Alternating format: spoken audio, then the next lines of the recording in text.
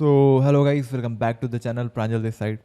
सो guys, आज हम बात करने वाले हैं मैथमेटिक के बारे में कि अगर आप IMUCD के लिए प्रिपेयर कर रहे हो या फिर कंपनीज के रिटर्न के लिए भी प्रिपेयर कर रहे हो फॉर मैथमेटिक, तो आप कैसे प्रिपेयर कर सकते हो। आज हम जानेंगे कि चैप्टर वाइज क्या टॉपिक्स हैं जो आते हैं मैथमेटिक में, और कौन सी ऐसी बुक्स है या फिर कौन सा ऐसा मटेरियल है जो आपको फॉलो करना है। ठीक है, तो मैं मतलब ज़्यादा से ज़्यादा ये बताने की कोशिश करूँगा कि आप फ्री में कैसे प्रिपेयर कर सकते हो। ठीक है, विदाउट जॉइनिंग एनी बैचेस या फिर विदाउट बाइंग एनी बुक, जो कि बहुत सारी रद्दी बुक हैं जो कि बहुत सारी कोचिंग ने निकाली हुई हैं। ठीक है, तो वो बुक्स और वो मॉड्यूल करके आप घंटा नहीं पास कर पाओगे IMUCD। ठीक है, तो इसीलिए मैंने ये सीरीज़ चालू करी है कि आपको कैसे प्रिपेयर करना है ये सारे सब्जेक्ट का। तो अगर ये सीरीज़ को फॉलो करना है तो आप एक काम करो, आप सब्सक्राइब कर दो चैनल को। हम जल्दी ही लाइव क्वेश्चन सॉल्विंग सेशन भी लाने वाले हैं आपके सारे सब्जेक्ट्स के लिए।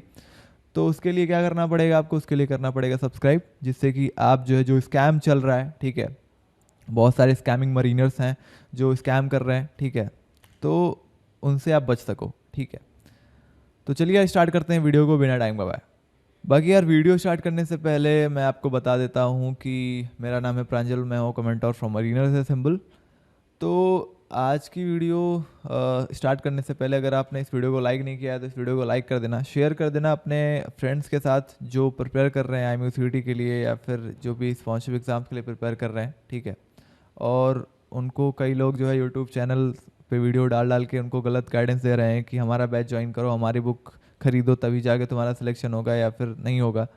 तो उनसे दूर रहो यार, उनको बस अपना बिजनेस चलाना है। ठीक है, उनको घंटा नहीं तुमसे मतलब है, तुम्हारे सिलेक्शन से घंटा नहीं मतलब है। तो जो पहला चैप्टर होने वाला है मैथ्स में, वो है आपका सेट रिलेशन एंड फंक्शंस।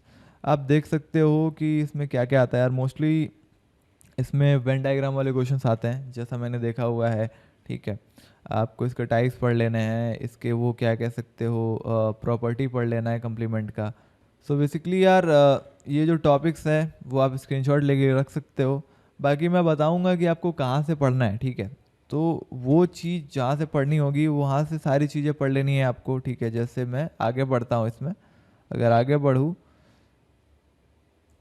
तो आपको दिख रहा है कि आपको पहला जो स्टेप है वो आपको फॉलो करना है NCERT। ठीक है, आपको क्लास 11th और क्लास 12th की NCERT मिल जाएगी ऑनलाइन। ठीक है, अगर आप NCERT text book PDF download करोगे, ठीक है, तो आपको ऑफिशियल वेबसाइट पे ही ले जाएगा।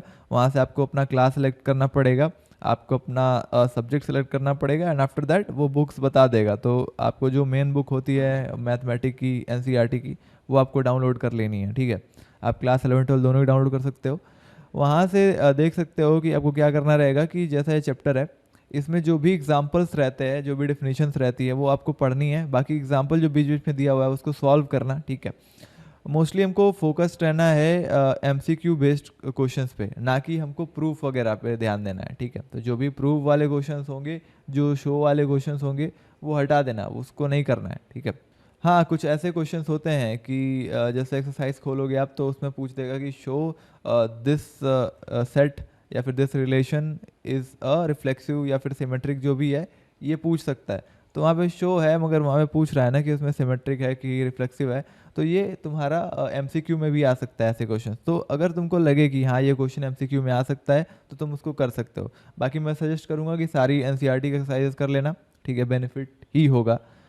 आगे बढ़ते हैं हम। अगर और अच्छे से प्रिपेयर करना है, ठीक है, ये तो रही NCERT, ये तो बेस होता है।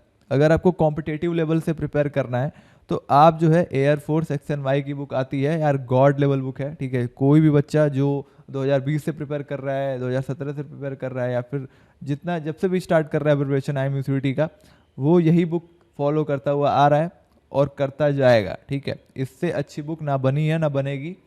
समझ में आया? हमारे भी मॉड्यूल्स बने हुए हैं। ठीक है, हम बेच नहीं रहे हैं उन चीज़ों को। क्यों नहीं बेच रहे हैं? क्योंकि हमको बताना है कि अभी जो टाइम बच रहा है, जो 40 दिन बच रहे हैं, उसमें बच्चे मैक्सिमम प्रोडक्टिविटी कहाँ से लाएंगे। ठीक है, हमको अपना प्रोडक्ट नहीं बेचना है। हमारे भी बैचेस चलते हैं, तो मैं बैच अपना बेचने की कोशिश नहीं करता हूँ। मैं सजेस्ट करता हूँ यार कि हाँ, आप लोग कहाँ से जो इतने दिन बचे हुए हैं वहाँ से मैक्सिमम आप स्कोर कर सको। ठीक है, तो जो दूसरे लोग बैच बेच रहे हैं या फिर कुछ भी बेच रहे हैं, उन पे ध्यान मत दो। ये सारी चीज़ें कर लोगे यार, सिलेक्शन आपका पक्का है। ठीक है, तो जैसा देख रहे हो कि यहाँ पे अगर आप ये चैप्टर खोलोगे एयरफोर्स एक्सएनवाई तो जैसे ये चैप्टर है सेट रिलेशन एंड फंक्शन, ठीक है, तो यहाँ पे देख सकते हो यार कितना क्रिस्प एंड क्लियर थियोरी दी हुई है, ठीक है। क्या करना है आपको, बहुत सिंपल वे में, बहुत क्रिस्प एंड क्लियर, कुछ भी एक्स्ट्रा आपको पढ़ने की जरूरत नहीं है, यहाँ पे सब कुछ यहाँ पे मेंशन्ड है, ठीक है। बाकी आपको क्वेश्चन मिल जाएंगे, देख सकते हो सेट के क्वेश्चंस हैं यहाँ पे, क्या कह सकते हो वेन डायग्राम के क्वेश्चंस हैं, मतलब प्रॉपर क्वेश्चन मिल जाएगा कॉम्पिटिटिव लेवल का। बहुत लोग होते हैं जो बोलते हैं यार कि IMUCT का लेवल बहुत लो होता है इन सब से, तो आपको वो क्वेश्चंस करने हैं जो हमारे बैच में है, वो करोगे तो हो जाएगा घंटा, ठीक है। ये सब बस बेचने के लिए बोला जाता है, ठीक है। ये सारे क्वेश्चन करो, हार्ड लेवल करोगे या फिर कुछ भी हार्ड लेवल है, ठीक है, इजी लेवल तो नहीं कर रहे हो ना, हार्ड लेवल ही है, तो हार्ड लेवल कर लोगे तो इजी तो बन ही जाएगा। समझ में आया? बस बैच बेचने के लिए यार कि जो लेवल का आता है IMUCT में वही लेवल हम देते हैं, ये वो ध्यान मत दो यार, ठीक है। आगे बढ़ते हैं। बाकी NCERT एक्सरसाइजेस हैं, इसके आपको सॉल्यूशन भी मिल जाएंगे ऑनलाइन, तो आपको अगर कोई क्वेश्चन नहीं आ रहा है तो आप सॉल्यूशन देख सकते हो। समझ में आया? अब आगे बढ़ते हैं यार। अब आ जाते हैं हम दूसरे चैप्टर पे जो कि है ट्रिग्नोमेट्रिक फंक्शन। यहाँ पे क्लियरली मेंशन रहता है CBSE में भी कि ये सारी चीज़ें हैं जो पढ़नी होती हैं। देख सकते हो कि tan x प्लस वाई, जो भी x minus y, cot x plus y या फिर x माइनस वाई, जो भी ये फॉर्मूला, इसके बेसिस पे क्वेश्चन आते हैं, इसके ग्राफ पे क्वेश्चन आते हैं, ठीक है, इनके एप्लीकेशंस पे क्वेश्चंस आते हैं, जैसे हाइट एंड डिस्टेंस के क्वेश्चंस आते हैं यार इस पे, ठीक है। हाइट एंड डिस्टेंस वाले क्वेश्चंस किए होंगे आपने, एप्टीट्यूड में हाइट एंड डिस्टेंस के क्वेश्चंस आते हैं, तो आपको ये सारी चीज़ें हैं जो आपको अच्छे से कर लेनी है, ठीक है। स्क्रीनशॉट ले लिया होगा शायद आपने। आगे बढ़ता हूँ मैं। Complex question and quadratic question अगर आप एयरफोर्स एक्सएनवाई से करोगे तो पूरा प्रॉपर हो जाएगा। लीनियर इक्वालिटी भी करो, परम्यूटेशन कम्बिनेशन भी करो, ठीक है। ये सारे एक्सएनवाई से करो यार, ठीक है। अगर आपके पास टाइम है तो आप NCERT पे करो, ठीक है। अगर आपके पास टाइम है, अगर आप करना चाहते हो डीपली प्रिपेयर, तो आप NCERT के एक्सरसाइजेस कर सकते हो। अगर यार ठीक है, अगर आपके पास टाइम नहीं है एंड ऑल, तो आप जा सकते हो क्या कह सकते हो XNY पे। XNY पे आप फुली रिलाई कर सकते हो। अगर आपका XNY हो जाता है तो आप NDA पाथफाइंडर की तरफ बढ़ सकते हो। पहला स्टेप है XNY करना, ठीक है।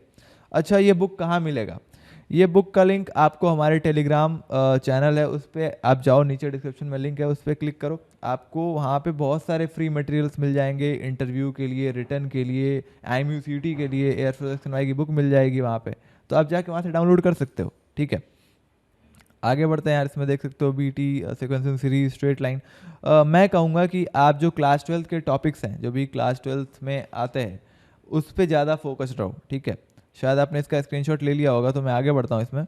स्ट्रेट लाइन पे ध्यान देना, कोनिक सेक्शन से ज़्यादा क्वेश्चन आते हैं। 3D कर लेना यार, ठीक है। अभी तो इंट्रोडक्शन टू 3D है आपकी क्लास 11 में, थोड़ा सा पार्ट है 3D का। क्लास 12 में बहुत ज़्यादा पार्ट है 3D का, तो वो आपको करके ही जाना है, ठीक है।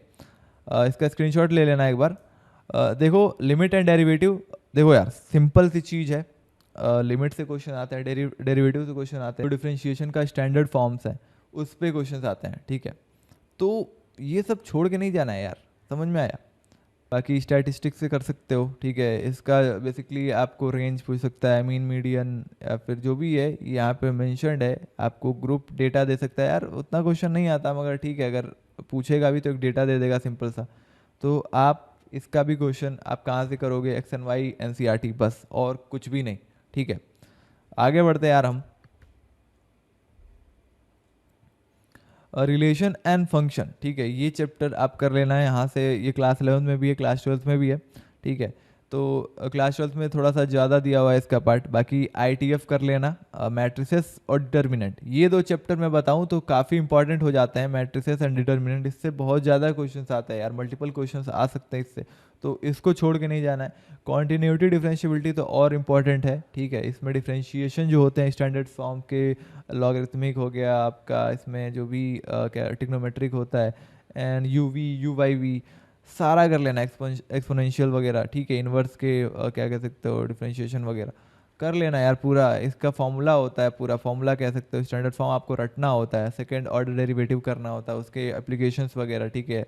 तो एप्लीकेशन ऑफ AOD यानी एप्लीकेशन ऑफ डेरिवेटिव आप कर सकते हो। इंटीग्रेशन कर लेना, ठीक है। इंटीग्रेशन इनडिफिनिट और डिफिनिट दोनों, मतलब काफ़ी सिंपल होता है। अगर आप स्टैंडर्ड वाले पढ़ोगे वही सेम, देखो ज़्यादा हार्ड लेवल नहीं आता यार, स्टैंडर्ड फॉर्म ही आता है। तो अगर आपने मतलब एक बार पढ़ा, एक बार सॉल्व किया, एक बार प्रैक्टिस किया हुआ है, तो यार इजीली हो जाएगा, ठीक है। कोई बुक कुछ भी करने की ज़रूरत नहीं है आपको, बस एक्स एंड वाई करो एंड एनसीईआरटी। बाकी एप्लीकेशन ऑफ द इंटीग्रल्स, इसमें आपका एरिया ऑफ कर्व आता है, स्पेशली लाइन सर्कल जो भी लिखा हुआ है इसमें, ठीक है। डिफरेंशियल इक्वेशन कर लेना, वेक्टर, ये दोनों चैप्टर भी कर लेना, काफ़ी इंपॉर्टेंट हो जाते हैं। वेक्टर से तो आते ही क्वेश्चन यार, ठीक है, वेक्टर तो इंपॉर्टेंट हो ही जाता है, अगर वेक्टर करोगे तो फिजिक्स में भी काम आएगा। बाकी जैसा मैंने बताया था कि 11th में भी 3D है, तो 12th में जो 3D है वो काफ़ी इलेबोरेटिव है, तो उसको करके ही जाना है, काफ़ी इंपॉर्टेंट हो जाता है। लीनियर प्रोग्रामिंग कर सकते हो, ठीक है, मतलब इतना इंपॉर्टेंट नहीं है मगर कर सकते हो। बाकी प्रोबेबिलिटी यार, प्रोबेबिलिटी के जो स्टैंडर्ड फार्मूला होते हैं, ठीक है, वो आपको करके जाना है। जो स्टैंडर्ड क्वेश्चंस आते हैं एनसीईआरटी में मिल जाएंगे आपको, समझ में आया, वो चीज़ कर लेना। जो टॉपिक यहाँ पे मेंशन्ड है, स्क्रीनशॉट ले ही रहे होगे सब स्लाइड्स का, तो जो भी टॉपिक मेंशन्ड है उनको छोड़ के नहीं जाना है, समझ में आया।